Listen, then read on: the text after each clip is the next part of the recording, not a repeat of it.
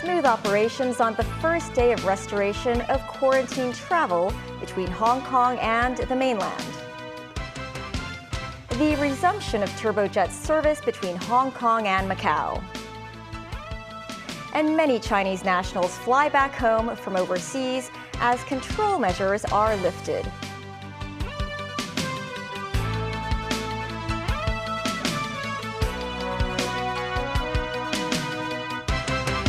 Hello and welcome to TVB News. The first stage of the restoration of quarantine-free travel between Hong Kong and the mainland began today. Most of the travelers going to the mainland today passed through the Lok Ma Chau spur line control point. Authorities said the border crossings went smoothly. Timothy Lee tells us more. Next station, Lok Ma Chau. At 5:30 this morning, the first train going to Lok Ma Chau station was almost full, with excited passengers keen to visit the mainland, with many of them having waited 3 years for today. This man said he arrived earlier because he was worried about too many people on the train. He noted there were no empty seats left on board the train. Lok Ma Chau, end of the East Rail Line. Many travelers expressed similar enthusiasm for the relaxed traveling measure. I've been waiting for this day for a long time. Like, I can directly go back to my home without quarantine for many days. And also without applying for the quota of the hotel. For the first time in 3 years, I'm going back to mainland China.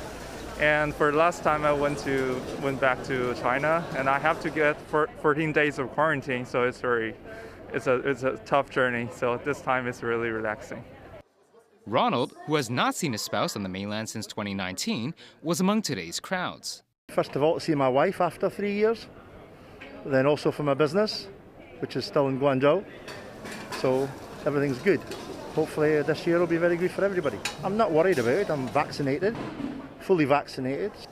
Travelers going to the mainland via the Lok Ma Chau spur line control point made up around 70%. That's around 35,000 of the daily quota of 50,000 people allowed into the mainland.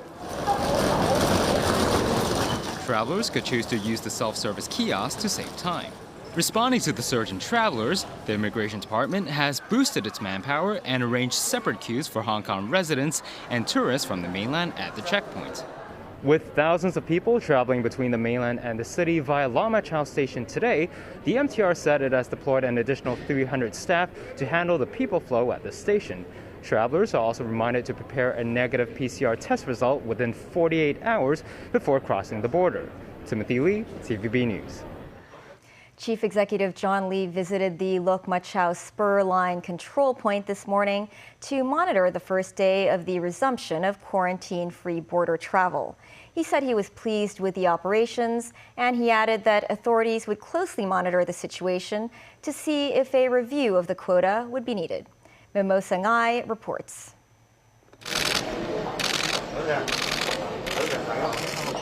The Lok Ma Chau checkpoint reopened today. Chief Executive for Administration John Lee, Chief Secretary Eric Chen, and other officials arrived at the checkpoint to see if everything worked there. 今朝係幾點啊？幾點往 duty 啊？今朝6點半往 duty 啊。OK， 努力工作喎嚇！好多市民啊，真係好期待今日嘅。咁我哋都希望樣順暢。Lee checked the immigration inspection counters, as well as the customs clearance process.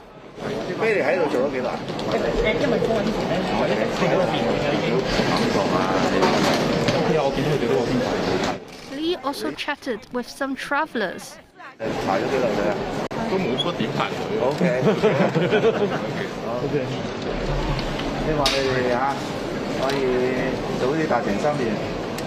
While John Lee said he believed the 15,000 slots for crossing the border are adequate, he said there could be changes in the quota depending on how the situation evolves. 我哋要睇多幾日啦，同埋睇下喺春節前同春節後市民整體嘅安排會係點。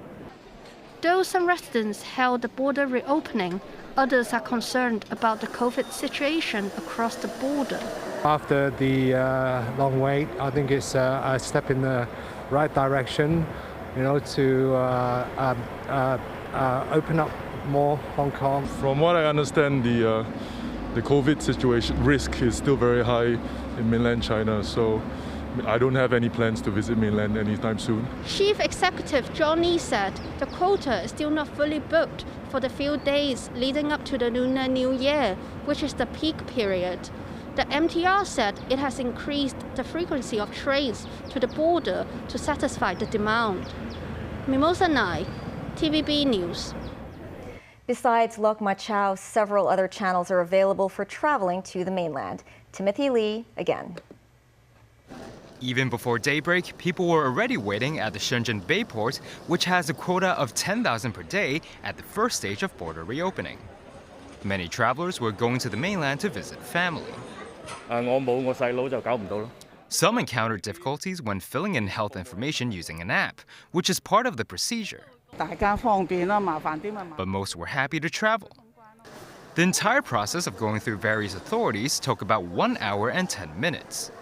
Once outside the checkpoint, long-distance buses are available to take travelers to various destinations. Another channel is traveling by the so-called Gold Bus using the Hong Kong-Zhuhai-Macau Bridge, which resumed 24-hour service today. The first bus departed early this morning, carrying 27 passengers to Zhuhai. Passengers were delighted now that quarantine is no longer needed. There is no quota, but passengers should first buy tickets online. As for private vehicles, there is a quota of 1,000 each day. Marine traffic to Macau also resumed. The first turbojet, carrying about 130 passengers, arrived at Taipa in Macau before 9 this morning. Passengers were delighted they could make the trip. Timothy Lee, TVB News. On the first day of the border reopening, some cross-border families were finally able to reunite for the first time since the beginning of the COVID pandemic. Christy Khan has more. Over the past 3 years, some cross-border families were separated by various travel restrictions caused by the COVID-19 pandemic. But today, these pandemic curbs, including the mandatory quarantine requirements, came to an end for travelers wanting to return to the mainland. The resumption of restriction-free travel is a major step towards ending China's stringent zero-COVID policy. Mr. Yin, a Shenzhen resident who has been working in Hong Kong during the pandemic, could embrace his son at the border for the first time in years without the need to spend days in isolation at mainland quarantine facilities. This morning, Mr. Yin and his wife took the first train to Lok Ma Chau station just to meet their son, who is living in the mainland. His wife said they woke up at 4 o'clock in the morning to catch the first train. And Mr. Yin said he hopes free cross-border travel can resume soon, so he can visit his son at any time of the day. Meanwhile, the reopening of the border also prompted some Hong Kong residents to arrive at the Futian border checkpoint early in the morning. Several cross-border couples could at last meet each other in person after a lengthy separation because of pandemic curbs.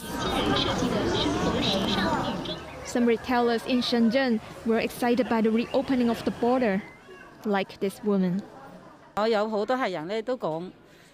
She said she misses customers from Hong Kong very much, and she hopes the Lowwu control point can resume operations soon to attract more travelers to visit the mainland. To facilitate the resumption of cross-border travel, Shenzhen Metro has arranged more manpower to offer assistance to commuters. Christy Khan, TVB News. Many Chinese residents from overseas rushed to return to the mainland after pandemic control measures in China were lifted from today. It was the first time in 3 years that crowds could be seen at Beijing Capital International Airport, with people waiting for family members returning from abroad. Arrivals in the airport no longer have to undergo quarantine or take PCR tests, as Chinese authorities earlier announced that the country would reopen its border and remove pandemic curbs from January 8th. On the first day of the reopening of the border, a total of 8 flights landed at Beijing Capital International Airport, from overseas as well as Hong Kong and Macau. Airlines said more passenger flights will gradually resume in the future. And the government announced the Leave Home Safe mobile app ceased operations starting today. As the city continues to loosen its COVID restrictions, authorities announced that the Leave Home Safe app will no longer be updated. The mobile app's hotline and its 25 mobile support stations have also stopped providing services. But residents should keep their Leave Home Safe app on their mobile phones if it contains their vaccination records and PCR testing registration code. Quarantine-free travel to and from the mainland resumed today, but with certain requirements. Government Health Advisor David Hui said on a TVB program that how quickly the requirements will be relaxed should depend on whether there is a subsequent rise in local infections, leading to many severe cases. Well, we need time to observe this. It is possible the number of cases may increase. With the initial opening of the border, we just need a bit of time to observe whether the number of severe cases has increased a lot and whether this would overwhelm the local healthcare system. I think we should do it in stages. With dropping of the vaccine pass, the local community elderly who have not received vaccine before, they are also out in the community. So in recent days, you can see the number of severe cases also has increased a bit. Hui also said there could be further relaxation of the city's remaining anti-pandemic measures. He suggested one option is the removal of the requirement to wear masks outdoors. But he said the mask mandate should remain through the winter. The controversy continues over testing requirements being imposed on Chinese travelers by foreign governments, most recently Germany and Sweden. This as Beijing continues to relax its zero COVID policies. On Saturday, German Foreign Minister Annalena Baerbock urged citizens to avoid unnecessary travel to China. She noted the rise in coronavirus cases in the country and said China's health system is overburdened. The German regulation also allows for spot checks on arrival. Germany, like other European nations, will test wastewater from aircraft for possible new virus variants. The measures come in force at midnight Monday and are due to last until April 7th. Authorities in Belgium began COVID testing on wastewater from planes arriving from China on Saturday. The first plane tested in Brussels was a Hainan Airlines flight from Beijing.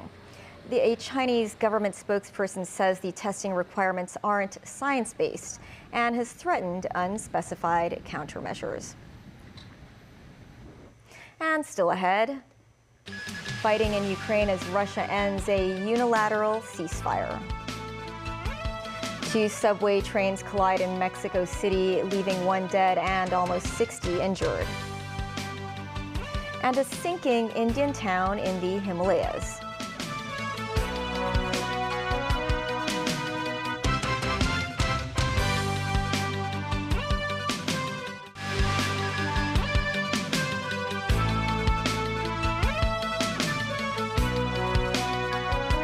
Welcome back. Ukraine says at least 1 person was killed in the east during overnight bombing by Russian forces after Moscow ended a unilateral ceasefire. Russia has vowed to resume its attacks on Ukraine and not stop until victory is achieved. Meanwhile, Orthodox Christians in both countries celebrated their Christmas, which falls on January 7th.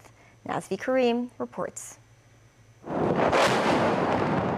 It was a ceasefire in name only. Shellfire echoed on the near-deserted streets of Bakhmut in the eastern region of Donetsk, the scene of the most intense fighting of Russia's war with Ukraine. While Russia said it would adhere to the self-declared 36-hour ceasefire during the Orthodox Christians' Christmas celebrated on January 7th, Moscow admitted to retaliating to attacks from Ukraine, which had rejected any ceasefire agreement. The shelling gave Ukrainian President Volodymyr Zelensky an opportunity to denounce Russia, saying the ceasefire was simply a ploy. Away from the front lines, many Ukrainians rejoiced on Christmas Day at Kyiv's Cathedral of the Assumption, which Ukraine's main church recently seized from a rival domination with alleged ties to Russia. The cathedral is part of the 980-year-old Kyiv-Pechersk Lavra monastery complex and worshippers celebrated its return with a sermon conducted in the Ukrainian language for the first time. Today we simply return. 30 years after renewing our history and gaining our independence, we return to our holy places, to our spiritual sources, this worshipper said. In Moscow, Russian President Vladimir Putin attended an Orthodox Christmas Eve service at the Annunciation Cathedral. This as Orthodox Christians packed churches around the world, including Moscow's Christ the Savior Cathedral. Russian Orthodox Patriarch Kirill led the Christmas Divine Liturgy, the first Christmas service in the main cathedral of Russian Orthodoxy since the start of the war. In a Christmas address, Kirill accused Kiev of trying to ruin the pro-Moscow branch of the Orthodox Church. Meanwhile, Zelensky hailed the United States for its commitment to supplying Kiev with armored vehicles. It's part of a new $3 billion weapons package that includes Bradley fighting vehicles. Nazvi Karim, TVB News. British Prime Minister Rishi Sunak gathered government ministers, medics and health service managers on Saturday for talks aimed at fixing a national health service crisis. The crisis has seen thousands of patients stranded outside overflowing hospitals. Daniel Rell tells us more. Rishi Sunak's Conservative government said it was bringing together the best minds from health and care sectors to help share knowledge and discuss practical solutions to the National Health Service crisis. Britain's health system is under extreme pressure. It has been hit by rising demand for care after the relaxation of pandemic restrictions, as well as a surge in flu and other winter viruses. That's in addition to staff shortages from pandemic burnout and a post-Brexit drought of European workers in the UK. Thousands of hospital beds are currently being occupied by people who are fit to be discharged but have nowhere to go because of a lack of long-term care facilities. That has led to ambulances stuck outside hospitals with patients who can't be admitted and people with health emergencies waiting hours for ambulances to arrive.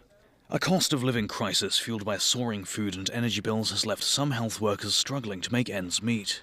Nurses and ambulance crews have staged walkouts, part of the country's biggest wave of strikes in decades. The pressures have renewed a long-running debate about how to fund and run the NHS. The opposition Labour Party has accused the Tories, who have been in power since 2010, of consistently underfunding the health service or seeking to privatise it by stealth. The government says health funding continues to rise in real terms. It says public sector workers are being offered pay increases, but that it can't afford to give out raises to match inflation, which hit 11.1% in October. Health union leaders are due to meet the government on Monday in an attempt to end the strikes. NHS workers warned of the grave situation and called on the Conservative government to commit to a clear funding plan. This is always the toughest time of year for us. Every year it gets a little bit tougher. At some point something has to change because we can't keep doing this. What would really help is a commitment to that funding on an ongoing basis for the medium and long term, because that enables providers for residential care and domiciliary care to plan for the future with confidence. Dan Orell, TVB News. A young woman was killed and 57 injured in a train collision on Mexico City's metro on Saturday morning. The cause of the crash is unclear. Matthew Bray reports.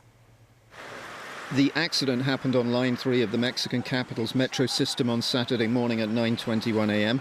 between the Potrero and La Raza stations inside a tunnel. It is thought one train ran into the back of another train. 4 people were trapped in the wreckage for a period of time, including one of the train drivers. Emergency services, including soldiers, were at the scene. Dozens of police swarmed into nearby stations while ambulances and rescue teams arrived to treat the injured. The mayor of Mexico City, Claudia Sheinbaum, was also at the scene. 4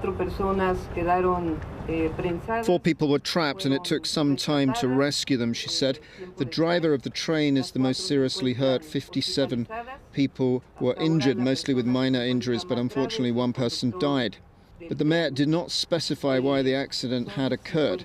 Eyewitnesses on the train said the impact was strong. People were thrown forward after the rear carriage was smashed into. The power went out, people started screaming and smoke began to start suffocating passengers. It was roughly 30 minutes until help arrived. Mexico City has seen other incidents on its metro. In May 2021, an elevated section of Line 12 came down, killing 26 and injuring nearly 100. An investigation blames structural failures in the construction process. 10 officials were charged with homicide, injury and damage to property. Matthew Bray, TVB News. subsidence or land sinking has forced Indian authorities to temporarily relocate hundreds of people in a Himalayan town. A temple collapsed and large cracks opened up in over 600 houses because the land is sinking. Residents of Joshimath said they started noticing cracks in houses in 2021 after floods in the region. A state disaster management official said the cause seems to be the faulty drainage system, which led to water seepage under the houses. The temple town sits at an altitude of nearly 2,000 meters and is a key Hindu pilgrim and trekking site. Roads are also cracked, hampering the movement of vehicles. That is the news. Pearl Magazine is up shortly. Bye for now.